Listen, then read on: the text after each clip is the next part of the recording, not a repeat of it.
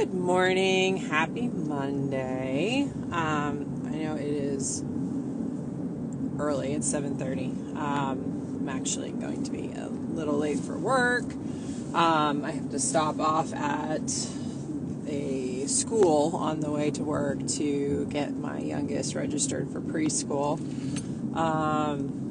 So that'll be entertaining. This summer I'm going to have to drop him off and pick him up every day. So it's not usually part of my routine, but it will be because it makes a heck of a lot more sense for me to do it than for my husband to do it since I'm driving right by. So, and with gas prices, yeah, you make the most of it, right? So, I am hopping on so we can chat for a few minutes. I was trying to figure out what I wanted to talk about today, and I decided we're going to get all sciencey today. Let's talk about insulin, all right? We're going to talk about insulin and its family friend, glucagon, its twin. And they are, if you want to get all yin and yang-ish, they are the opposites that attract. So insulin, I feel like, it's a conversation I have all the time with patients, is insulin. People always assume insulin is a sugar-reducing hormone. Okay, and it is. That's why we give people insulin who have diabetes, and we have to, especially type 1 diabetics who, because of the autoimmune disorder, they don't make it anymore. It's very important. You have to have insulin. Insulin is necessary for life. But we can have too much. Okay, and people don't understand that the way insulin works is, yes, it lowers sugars, but it lowers sugars by storing them, okay? It is not breaking sugar down. It is not metabolizing sugar. Your muscles do that. Your organs do that. Your tissues do that on a cellular level. But the hormone, yes, it's a hormone because we talk about signals. Your body uses chemical compounds as signals, and insulin is one of those signals. It is a hormone.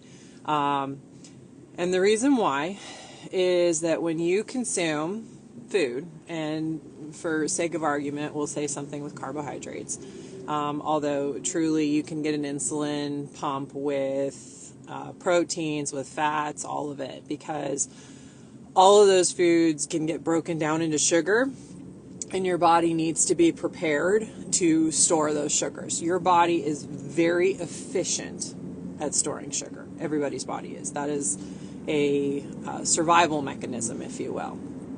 So what your body wants to pump out that insulin, and the reason it does that is when you consume food, okay, your body then says, hey, I need to do this, okay, with the food. I need to utilize the nutrition in this food. I need to store the nutrition with this food. I need to get it into the cells so my body can use the sugars as energy. Your body uses glucose as energy source. Even fat eventually gets broken down and then turned back into sugar, okay? So glucose is the fuel source for your body. Okay, so it is important. All of this is important. If you don't have it working right, it's a problem on either end. Okay, so insulin gets released from the pancreas, and then that insulin travels through your bloodstream, hence the chemical communication. This is what makes it a hormone. Okay, then that hormone, the insulin, attaches onto your cells, onto the insulin receptors, and it tells those receptors to open up so the sugar can go in. Okay, so it is a communication hormone. The hormone itself, the insulin itself, does not actually do anything to the sugars. It doesn't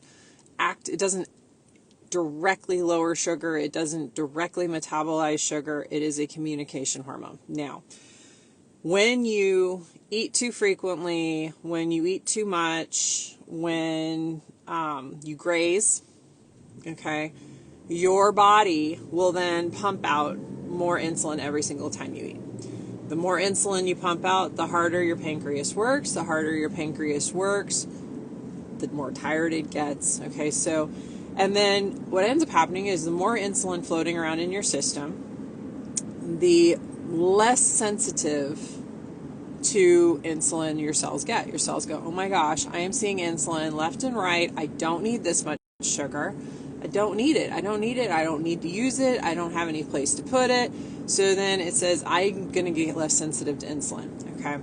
So then it reduces the number of insulin receptors that are available, which now means we have lots more insulin circulating because the insulin is not getting attached and used. And to add injury to insult, now you have more sugar floating around because that sugar is not getting put into the cells to be utilized. So where does it all end up? In your fat cells. Okay? Because fat cells can just grow and grow and grow. You can have a single fat cell that literally can be 10 times the size of any other cell because they just have lots of room to grow. And the sugar gets put into the cell, your body then incorporates it into a fatty acid and then stores it as fat. Okay? So, and then the higher fat content you have, obviously more health issues, etc. So, what is the solution here? Because obviously it's not a direction we want to go. We want to break down the fat. We want to make our insulin more useful. We want our cells to become more sensitive to insulin and be utilized the way it should be. Okay? Now, how do we do this? One, we have to have less fat mass. Okay? But that's really the end game here. The starting point is we need to break down the system so that, to a certain extent, so the insulin is more sensitive in the system again. So now you've got insulin floating around, and we need to have less of it. We need less stimulation for the insulin. And this is actually one of the reasons why I feel that intermittent fasting, however you practice it, is actually really, really beneficial. When I have patients that have been grazing, I tend to encourage them to do a 12-hour fast at nighttime.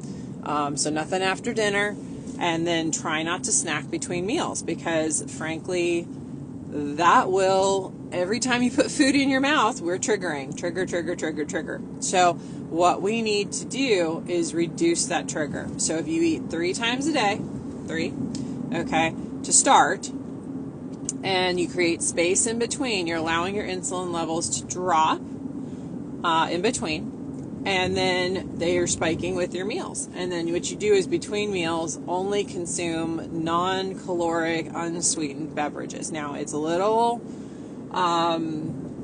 people have different opinions about artificial sweeteners. I personally do think that they tend to cause a little bit of an insulin trigger because we know that people get hungrier after they have artificial sweeteners, and that is secondary to a blood sugar drop that happens because of an insulin release after consuming those artificial sweeteners. I know that's a little controversial. I'm not trying to cause any issues, but that's my thoughts on that.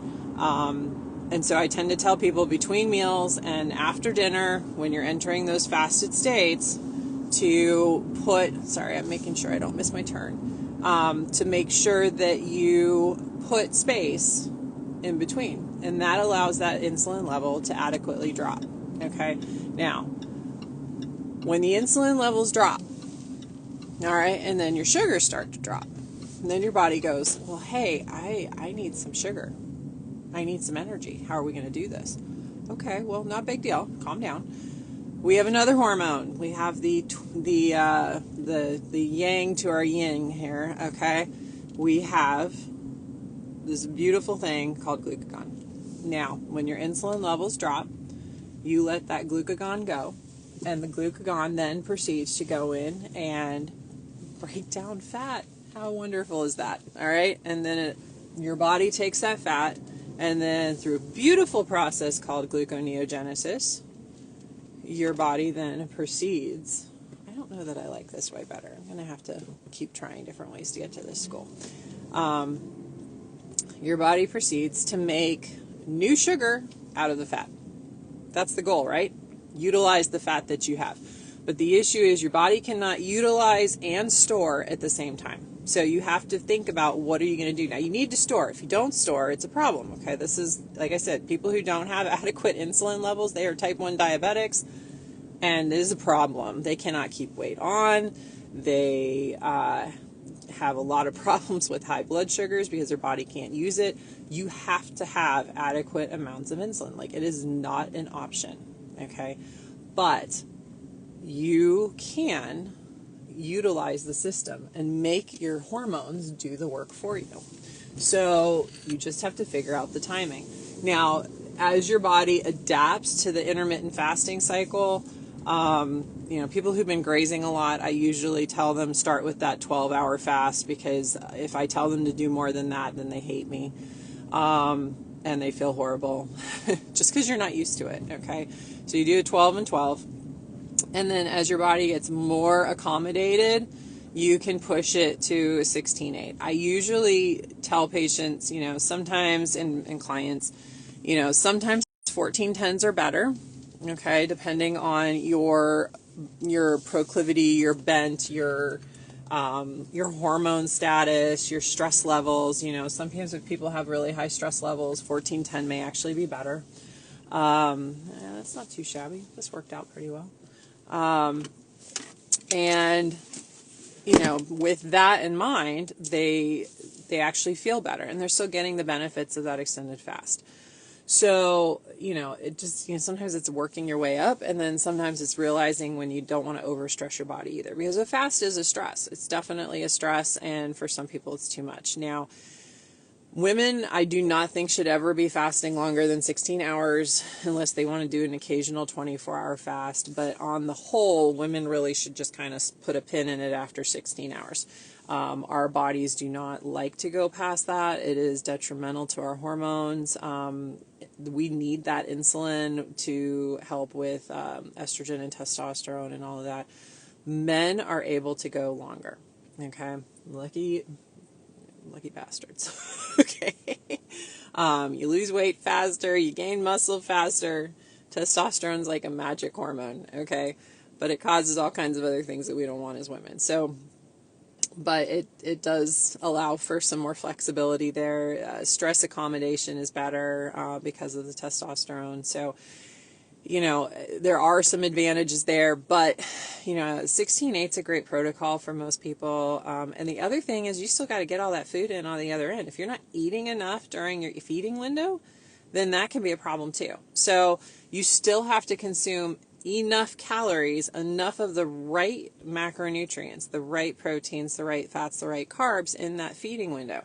So, and I personally, I don't know how I could consume that in a smaller time frame. To me, 8 hours is still a really tight time frame to get in the 1900 calories a day that I consume. Okay. And when you're doing it with whole foods, it's not the same as eating something that's processed junk. So you have to accept that component in it as well, that, when you're eating real food, you're eating good whole nutrition, that's going to look different macro-wise than sitting down and eating a piece of cake. Okay. So it takes more effort. It takes more, just more nutrition in general to get to that point. So you're going to find that the shorter your feeding window. So I don't know, some of these guys will do 20-hour fasts and 4-hour feeds. And I don't know how you do it. I don't know how you get in, over 2,000 calories in 4 hours eating the right kind of foods. I just can't do that. So, but there's a lot of flexibility, I guess, is what I'm taking home here, is there's a lot of flexibility, but creating space is key. So if you're someone who's never tried intermittent fasting before, try starting with just a 12-hour fast at night. Try not to graze between meals. Try to make sure you're drinking your water. That's the other thing. People end up eating instead of drinking because they misinterpret thirst as hunger, and then you're not drinking enough water during the day. And most people really need somewhere between 80 to 100 ounces, if not more, of water a day. There are a few health issues where we limit that, but for the most part, people can drink that much water. So, happy Monday. I'm here. I got to go drop off stuff. So I hope everyone has a great week. And if you have any questions or you want to know more about insulin sensitivity and insulin resistance, and how to hack your hormones, if you will, let me know. Have a great one.